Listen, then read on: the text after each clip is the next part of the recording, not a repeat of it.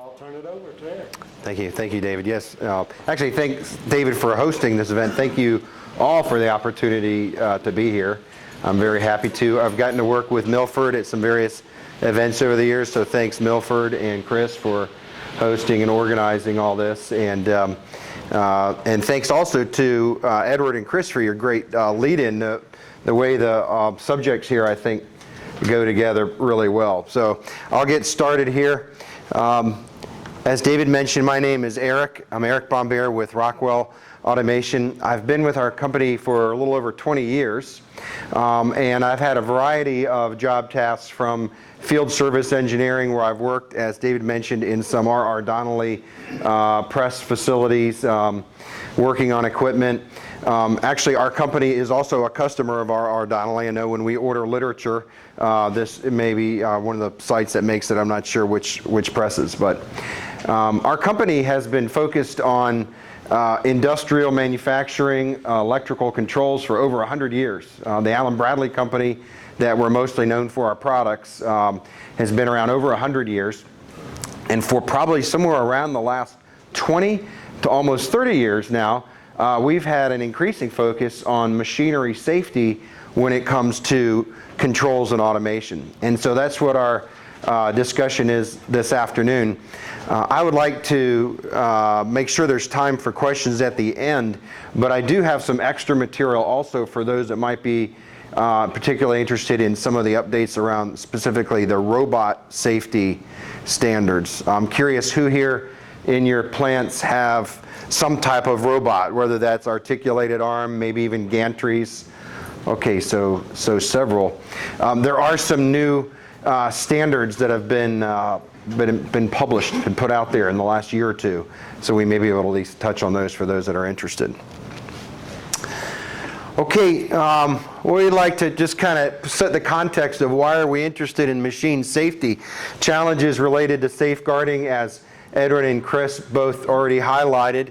How do we view safety in terms of the manufacturing process? I know in some contexts, safety is seen as the enemy of productivity.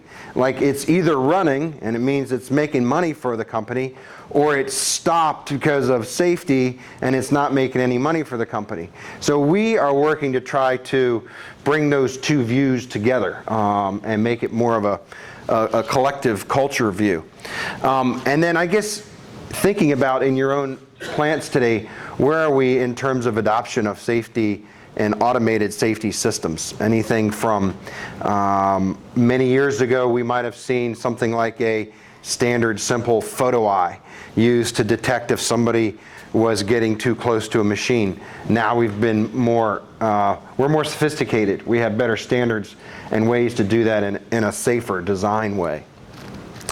Of course, any incidents or accidents could drive a bigger view of safety, and then depending on maybe your plant or your site or your company, what's your views and approaches to safe processes.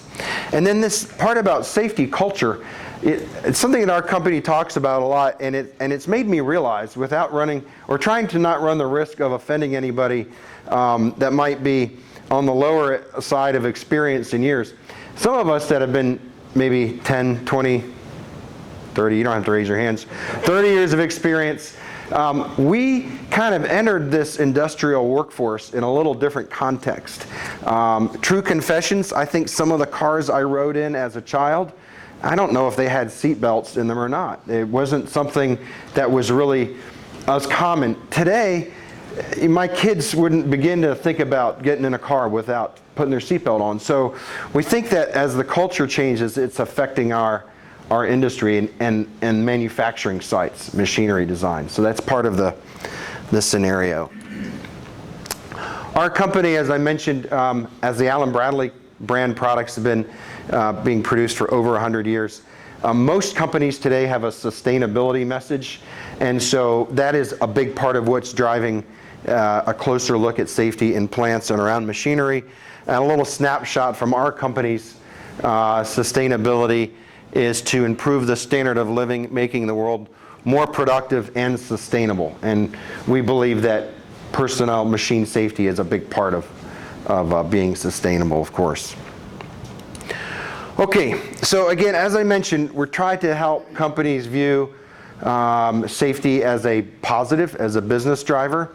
Obviously, avoiding negatives is part of being positive. So mitigating risk to people, environment, all part of sustainability.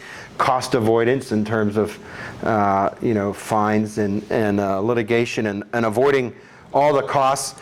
But also protecting the company's image and reputation is a more important thing, maybe a more public thing today than in the past.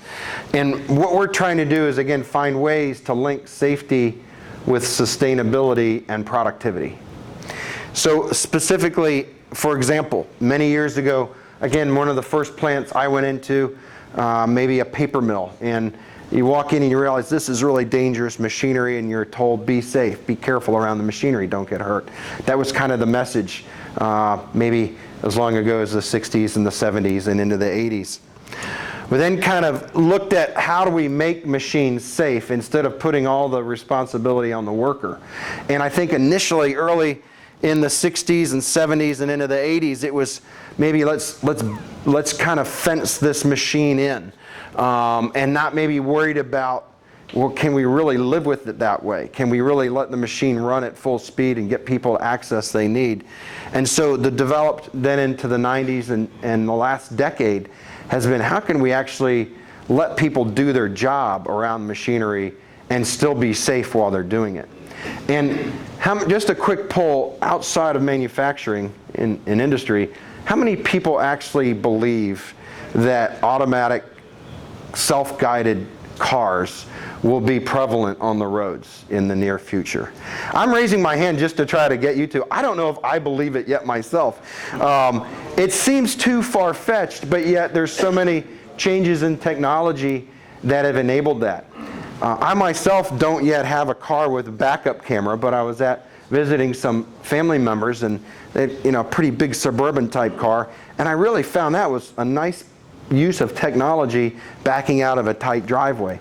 Likewise, that same vehicle, if I got a little too close to the dotted line, it actually had a little vibration that would go on. So the things that are going into cars today make it so that the operator, and kind of translate back to an industrial site, let the operator do their job and still be safe, maybe be even safer and do their job better. So that's kind of the goal. A little bit of business consulting that was done, a group called the Aberdeen Group, with some surveys asking what are the top 2 pressures in manufacturing sites driving safety, and you can see that the first 2 were being in compliance and avoiding the risk avoidance. But if you notice here, there's also an attention to corporate sustainability and mandate. Part of the next study that was done in that group said that the companies that were the safest, the ones that had the lowest incident rates, the lowest accident rates, also were some of the most productive in terms of OEE, which is overall equipment effectiveness or efficiency. And so there actually can be a link between being safe and still being highly productive. And that's what we're trying to help focus on. Maybe try to help find ways for you to make that point in your plants, in your company. Okay, a pop quiz. Let's see if we were paying attention here, some of us. So I think some of the previous discussions included some ideas around lockout tagout. So about when did lockout tagout become really a standardized big deal, and where is that found? Anybody remember back that long? Yeah, around, well, 1972, of course, with the advent of OSHA. And then it's found in CFR 1910, I think specifically, Edward talked about CFR 1910.147 is the lockout tagout language and standards. And sometime around the early 80s, it was really formalized. How about this next part? What about alternative measures for lockout tagout? What is that? Where is that found? How long has that been around? What's an alternative measure? So we need to lock out and tag out machinery before we let anybody do any work on it that would cause them potentially to be in harm's way, like we heard and saw earlier. But what about alternative measures? What if there's something that an operator needs to be able to do quickly? And maybe if there's a way to safely avoid the full use of lockout, tagout. Yeah, so that comes out around subpart O. So CFR 1910 subpart O. If you go onto OSHA.gov and you look for 1910 subpart O, that's where it describes a lot of what we're going to be talking about for the next little bit this afternoon. Alternative measures. And that really kind of got in place in 1990. But there's been this sort of tension between, do I need lockout, tagout, or can I use alternative measures? And it's continued on for this many years. I'm not here to say that we don't need lockout, tagout, because we do. That's a given. And in fact, our company has lockable disconnect switches and circuit breaker handles and all the things that would help foster a proper lockout, tagout. However, there are times when we could design a machine and a safety system to allow somebody to do certain tasks without having to use the full lockout, tagout. And that's what's called alternative measures. And what are the three things that are needed in that task to allow us to start to think about alternative measures? They have to be, there's three things that are highlighted in the subpart O. They have to be routine, repetitive, and integral to the operation of that machine. So things like clearing a jam. Maybe a jam happens every couple of hours or a couple times a shift. Or maybe it's to reposition a tool head or some minor adjustment, some minor service. It's probably not things like replacing a chain or even lubricating a gearbox or changing an electric motor out. Those are not alternative measure, routine, repetitive, and integral. But the things that are routine, repetitive, and integral, those are the tasks that we may be able to enable an operator or someone else to do without a full lockout, tagout. So where to find more on that? This is a long link. We'll get the presentation out. You can click on it. But I think the easiest thing is if you go to the OSHA site and you search on hot topics for lockout, tagout, this is one of the first hits. And there's a nice one-page succinct with a little bit of diagrams explanation of when it would be suitable to utilize these alternative measures. So if we can use the alternative measure, it has to provide effective means of stopping the machine, a safe stop. And the effective means doesn't get explained very thoroughly in most of the OSHA standards, but we do get reference to national consensus standards. And that's what I'd like to highlight here for an overview. So how many people in here would you consider yourself electrically oriented? Electrician, electrical control circuits. So we like to say, all right, show me what it is and I'll figure out how to wire it up. And a picture is worth 1,000 words. One electrical diagram, one schematic, okay, I get it. I can handle that. I can wire it. I can troubleshoot it. I can work with that. So we like to dive in and say, all right, I think maybe a light curtain here or a safety mat there or a laser scanner, maybe a little bit of safety relays, and we can wire that thing up and we'll be all set. Well, that's tempting as a place to start, but it's really not the right place to start. Because for one thing, we need to think about it as a system, not just one item, not just a light curtain, not just a guard door interlock switch.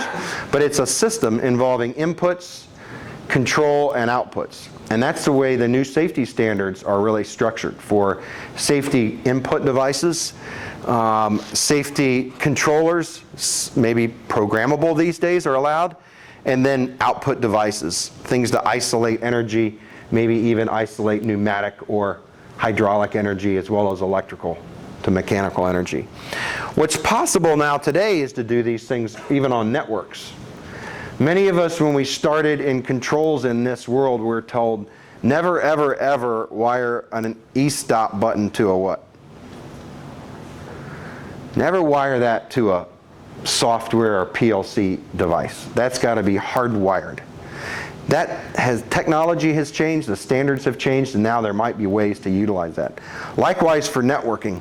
Who would have imagined that we would be able to use Ethernet for an emergency stop or a safe stop of a machine, one part of a machine to another machine? That's something we would have said just a few years ago, no, never do that. That's not safe, it's not allowed. Again, the technology has changed, the standards has changed, and we can do a lot more. And when you have it on a networked environment, now we can actually monitor how many times was that guard door opened? How many times was that e-stop button pressed? And maybe there's something wrong with the machine. We can now flag maintenance, hey, go take a look at that. How about maybe, why is that safety mat say it's not working? Is it one wire is broken? And help diagnose and maintenance and troubleshooting. So using the advanced ways to do safety with software and even now with networking or Ethernet can really help in a plant. Okay, back to us electrical people. We love this. All right, I get it.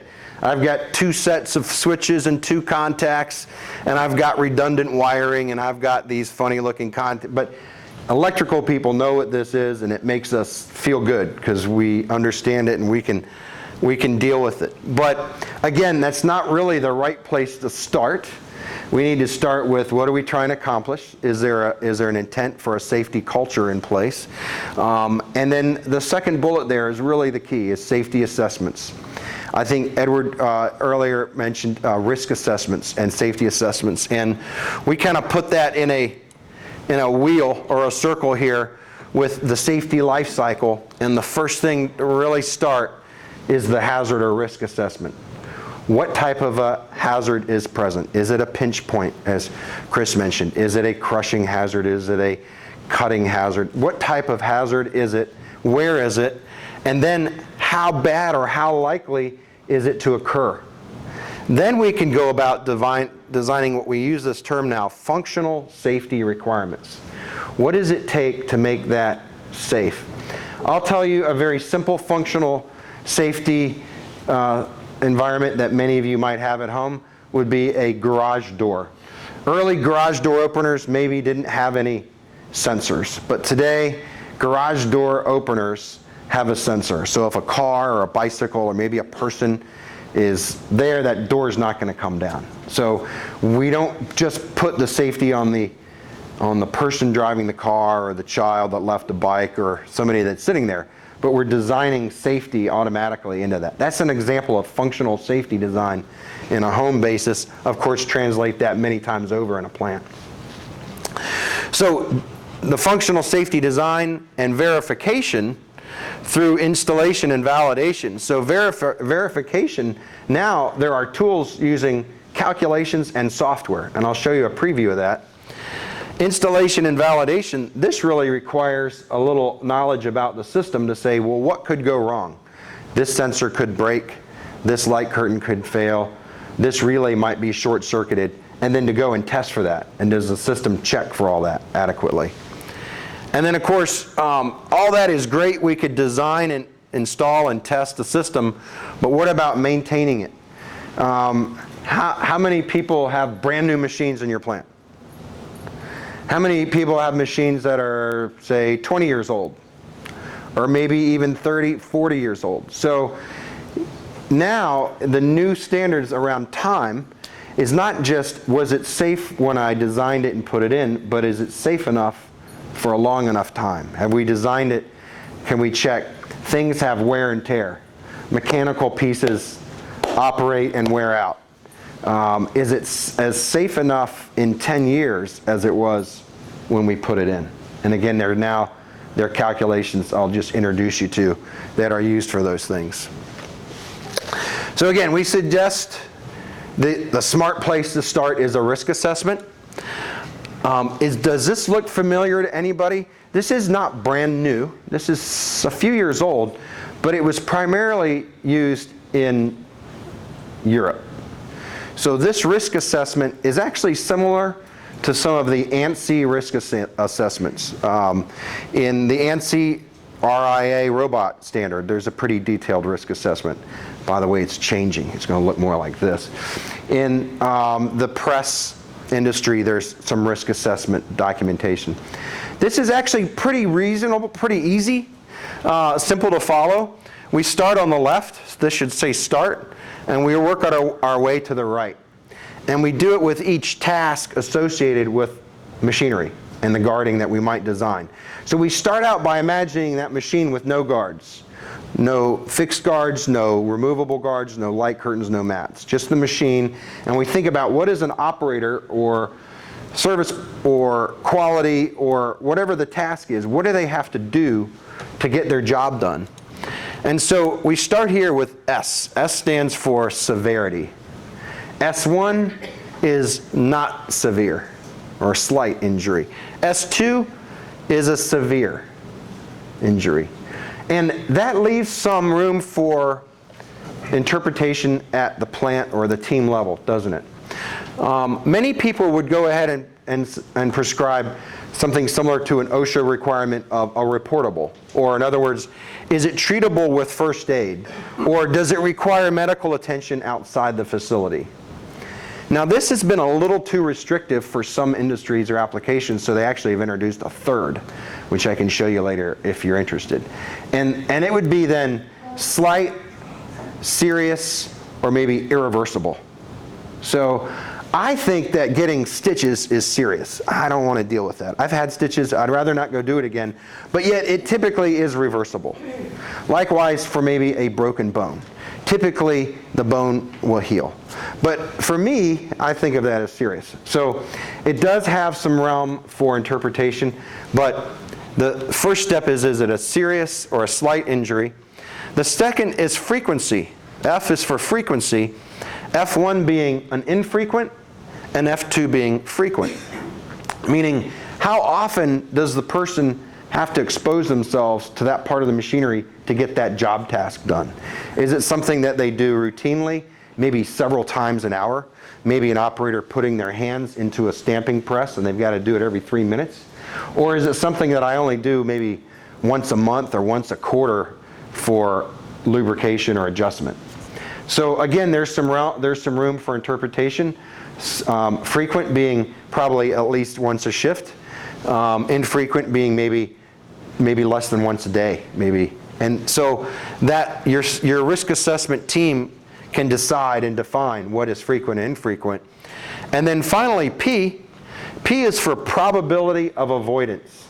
P1 means I can probably avoid that hazard. If I were an operator and I was doing something, I could probably avoid it. Or P2 meaning I probably can't avoid it.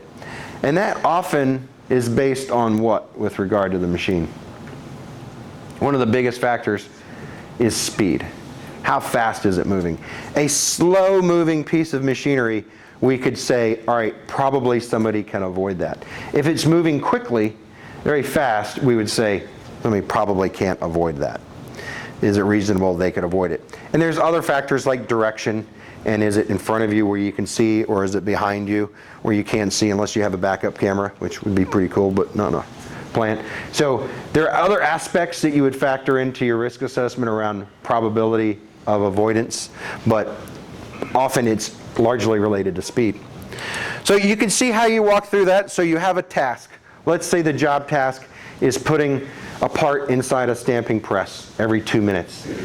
And that is a stamping press would cause an injury. Now we haven't seen it. This is imagination, I know. But a stamping press, would that be a slight or a severe injury? Probably severe. Probably at least needing more than first aid. So we would say we're probably S2. Now the frequency is how often does somebody do it? They're doing it several times a minute or several times an hour, or are they just doing it once a day or once a week? So we would probably say also the frequency there would take us into F2, frequent. And then probability of avoidance, how likely could somebody avoid a press if it's coming down in mid-stroke? Well, that might again be something you assess, whether it's P1 or P2. But you can see how the risk assessment then drives to A, which is a lower risk level, through E, which is your highest risk level for machinery safety in this standard. So is that familiar? Has anybody come across performance level, or PL? It's not brand new, but it's starting to become a bigger factor here for us in the US. So far, any companies here in Lynchburg building machinery, sending them to Europe, they've been having to do this because to get it in Europe. There are also some companies that have plants in the US and plants in Europe and plants in South America, and they're starting to use this because it's one standard they can use across the world. What's really new this year, maybe technically last year, is the robot safety standard now adopts this type of approach too. Okay, so that's the assessment, and if you'd like to see some examples of how you might write that down. Does anybody have a risk assessment form? I'm not asking you to share it with us here now, but does anybody, you have some standard risk assessment forms you use? Yep, okay. Are you using a performance level, could I ask, or some other type of? Another type. Okay, yeah. Use a performance level. Yeah. We haven't added that next step. Sure. In many of the ANSI, the American standards, it's control reliable is the terminology that's been around for 20 some years. Now the new standards point to something like this, maybe performance levels. So once we design, or once we decide the performance level needed, then we look at, okay, how can we design that out? So maybe some guarding, some belt guarding to keep it fixed, design it or guard it, or interlocked guards. So here this little red square is intended to be a safety rated type of interlock switch that was been appropriately wired, designed and wired to the right type of circuit to shut that equipment down. Awareness, of course, training and supervision and PPE could all be part of the total safety, but obviously the most effective thing is if there's a way to design it out, then we don't have to even address it. If we can't design it out, these are kind of in order of this PPE being the least effective maybe, and requiring the most work. Functional safety being more in this segment here, making it automatically safe. Okay, from an engineering assessment standpoint, there's a little more work to be done, and that's in the design and assessment of the safety system. And this is where we would do well to work with a safety engineer. Electrical, mechanical, could be a variety of different engineering or plant backgrounds, but with some tools, armed with some tools of what all this means. And so we design a system based on the category, which I'll preview for you in a moment. And we design it, if we're trying to achieve, say, a performance level D, we could even have a category 3 with a medium diagnostic coverage and a high MTTFD. I'm not sure if you can make that out. MTTF, that's a familiar term. What does that stand for? Mean time to fail, something we study in machinery. Mean time to failure D is a dangerous way. And these are some really interesting numbers, 30 years to 100 years. So remember we said we could design machinery, put it in, but sometimes that machinery would be around for 10 or 20 or 30 or 40 years. This is a way to start to calculate, did we design the system safe enough for as long as we intended it to be in operation? So there are calculations to verify, and here, I'm not going to go through them item by item, but here are some examples of what those calculations look like. My 18-year-old, I don't even ask him if he needs help in math anymore because he does this kind of stuff. But these are relatively simple calculations. The good news is there's a software tool to help do it, automatically do the calculations. And I'll show you a preview. So these are mean time to dangerous failure of the channel and of the system.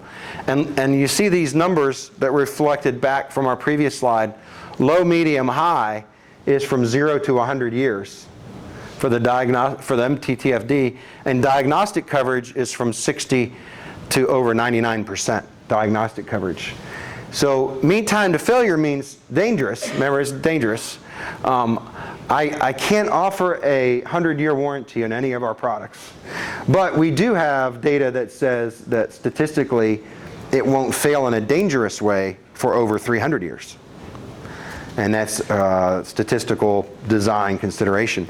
Likewise, on diagnostic coverage, if we can design a system to automatically detect most, or even up to 90% or 99% of the failures. They might be short circuits, wiring failures, maybe a wire fell off, maybe somebody removed the switch from the door so they wouldn't have to deal. If we can design a system to automatically detect that, then we can make that system safer for people to use without a full lockout tagout. All right. And so, as an example, here's a spec sheet, a cut sheet, what you might like to call it, on a typical, it might look familiar to many people here, a guard door interlock switch, a keyed switch goes on the door. And if you notice here, there's now standards around mean time to dangerous failure over 385 years. So for those calculations, many manufacturers of safety-related functional safety hardware have been providing this information so that those calculations can now be done. Okay. Is that familiar to anyone? Is this relatively new stuff you come across? Okay. I'd like to take a couple of minutes, if I could, to try to make these standards make sense together, because there are dozens, maybe hundreds, I'll say dozens of standards, and deciding which ones are relevant or which ones are helpful can be a little job. So let me start out on the big picture and just say, hopefully we can agree that standards are helpful in some respect. Again, for electrical standards, you know, it reduces the possibility of just opinions or errors. I might look at this lighting circuit and say, gosh, I don't know, I guess about a 12 gauge wire should be okay. And somebody else might go, no, it should be a 8, or I can save money and use a 20. But instead we'll use the standard, we'll open up the National Electrical Code, see what the current calculation is, and then agree, yes, this is the right size wire. So that's a simple example. Some of these things aren't quite as simple. But let's divide the standards into 3 parts. The A and the B and the C. This is terminology that's used now around the world for machine safety standards. Type A are the most general type of standards, and this ISO 12100 and 14121, this is the global equivalent of some of our ANSI risk assessment standards. So global standards. Type B fall into specific parts of the machinery or the wiring for that safety system. And then type C would be a specific type of machine, such as a robot or a conveyor or a printing press or a stamping press. So different aspects of the safety divided into those different portions. In the US, we don't quite always call it that way. Of course, we have OSHA standards as our guiding law direction, but the OSHA standards don't go into full detail about how many wires should be on a light curtain for what type of machinery. So instead there's reference to what's referred to as national consensus standards, primarily ANSI for machinery types. There are some mechanical engineering standards. There are electrical standards including NFPA 79, NFPA 70, the National Electrical Code, NFPA 70E, things related to arc flash and shock avoidance and all those things. So that's kind of our basis for our main standards. Trying to put those together in a picture, if we again mention that OSHA 1910-147 is lockout tagout, subpart O refers to the alternative measures and what we can do with that. Then there are various ANSI standards. So several people here said they had robots. How about conveyors? So for conveyors, there's a standard ANSI ASME, American Standard Society of Mechanical Engineers, B20.1. So the ANSI B20 and B11 standards are written and agreed to by groups of professionals for those types of machinery. So that would be a great place to start, is to get familiar and you get the ANSI standard relative to the types of machines you have in your plant. But also we have different industry standards. So in the semiconductor industry or packaging or amusement rides, I got to go to a conference in Orlando recently, and so we saw some of the automation and safety used on amusement park rides, there are specific standards by industry. If you're in a food or beverage, you have specific industry standards for sanitation as well as access and things like that.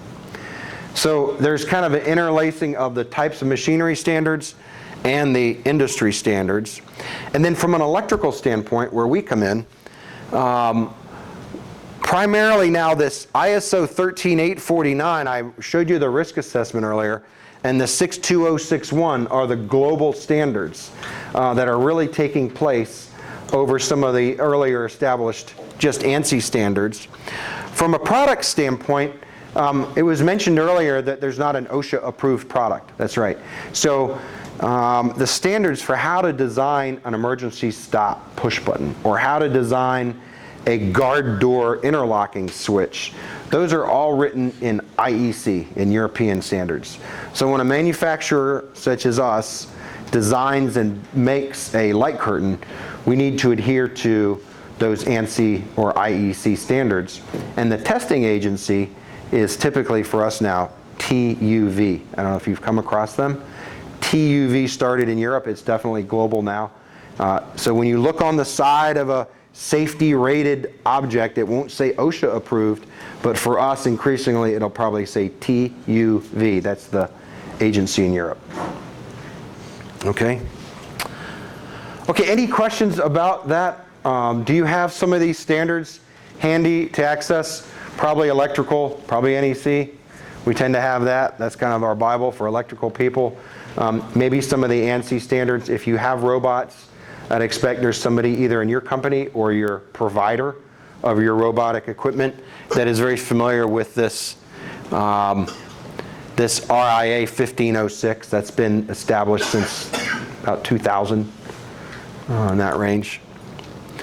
This is an attempt to try to match up the global or European standards with the North American OSHA and ANSI related standards. So if you are dealing in a company, if your company has multiple sites, or if you're buying equipment that's coming from one part of the country going to another part, this type of a matchup might help you navigate it. It's not to say they're exactly equal or equivalent, but there's some alignment, or what's now called harmonization, harmonizing these standards. In particular, as I mentioned, if you go on, look online at the ANSI robot standard, it now points to and references the global standards, including, as I mentioned, ISO 13849 and other related global, I'm trying not to say European, instead we'll say global standards. So the ANSI robot standard has now been revised or refined and republished, and it's pointing to and it's in agreement with the European or global standard. So that's a relatively recent. I think it went live just over a year ago.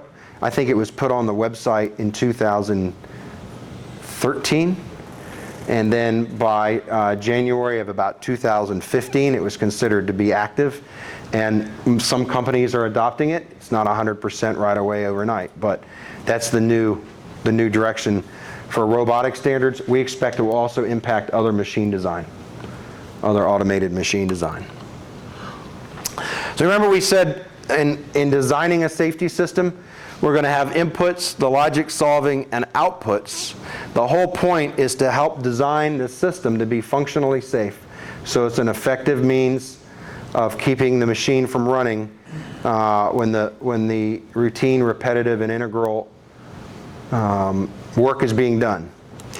So more specifically, examples would be something like this. A guard door switch put on a hinged door, or even maybe a removable door, a safety monitoring device, such as a safety relay or a programmable device today, and then some type of power isolation, whether those electrical contactors, pneumatic, hydraulic. So thinking about the system not just as one item, but as an integrated safety system. So the last thing on standards I'd like to mention for your awareness, because you might hear it if you haven't already, is around not just the functional safety and what we're trying to do to save money, reduce downtime, but around these terms of category, performance level, and then in this standard, 62061, is safety integrity level, or SIL. So let me just ask a show of hands, who here has heard of SIL, S-I-L? A few. SIL has been around for a long time, for probably 30 years roughly, in process safety. And SIL applies to use of electronics, maybe software, things that have to run, and particularly maybe around chemicals or even nuclear. And so instead of being concerned with guarding one person, we're concerned with guarding maybe a whole plant or a community or a town. So in chemical and nuclear, SIL extends all the way up to SIL 4. In machinery, if you hear that terminology, SIL, especially again in reference to European safety requirements, it's referring to 1, 2, or 3. SIL level 1, 2, or 3 roughly line up with performance level A, B, C, D, or E that we looked at on that earlier graph. Okay. Any questions or anything you've come across with respect, any examples you've seen? Not yet? Okay. I mentioned this was new stuff. Last thing, instead of just being electrical diagrams, like our electrical people like to do, the new standards are based around these design categories. So with our inputs and our logic and our outputs, this, instead of just hardwired diagrams, this relates to the monitoring, to the redundancy, and the cross-monitoring of the different system designs. Essentially, a category 4 or performance level now E would be the highest level of machine safety that we could design. And do you think that this would cost more, possibly, or less than a category 1? These tend to cost more. Maybe we need more wires, more checking, a little more costly electronics involved. So our risk assessment is what gives us the tool to decide, well, do I need this or not? Maybe all I need is this and can still satisfy the requirements. So that's the tool. All right. I said that was the last one. I think that it stopped me right there, which is a good spot. Let me go on a little bit.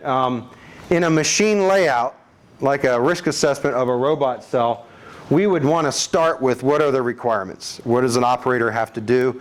Imagine it with no guards at all, and then we'll design and decide what guards are needed. So by going through a risk assessment, we'd first describe something like this. What's the task? What's the job that the operator needs to do? And in this task, their requirement is on station A, here on the middle right, to load a 3-pound part 8 to 12 times a minute, and operator and maintenance tasks. So again, an informal conversational risk assessment, what would that look like? This robot cell, we haven't studied it very well, but being maybe an articulated arm, automatic, high-speed robot, would that be potentially a serious injury or a slight injury? Potentially a serious injury, something much more than first aid. Would what they're doing be considered frequent or infrequent? Frequent. They're doing it very often, 8 to 12 times per minute. They're moving. That's pretty fast. We might have some ergonomic things to think about too. And then, what would be the probability of avoidance of a high-speed robot? If somebody were to be working with this robot, could they probably avoid it? Probably not. So thinking, that's a casual, conversational way. If we wrote it down, that would be the first steps on our risk assessment. And so that's what this example, just as a snapshot, this is not an ANSI or OSHA or any other approved format. There's no specific format you have to use to fill out a form. But this would be a very simple way to document that task and to assess what we just walked through. How serious, how frequent, and what's the probability to avoid it, and then to decide on a risk assessment method. So in a very fast, short way, that's an introduction to risk assessments. A whole design might incorporate everything from fixed guards, removable guards, light curtains, emergency stop buttons. So it's not just pick out one item and do it, but in an automated cell like robots or other things, we'd have more work to assess and to maintain. All right. Okay, I mentioned we have some brand new updates to the robot cell. Let me back up just a little bit there.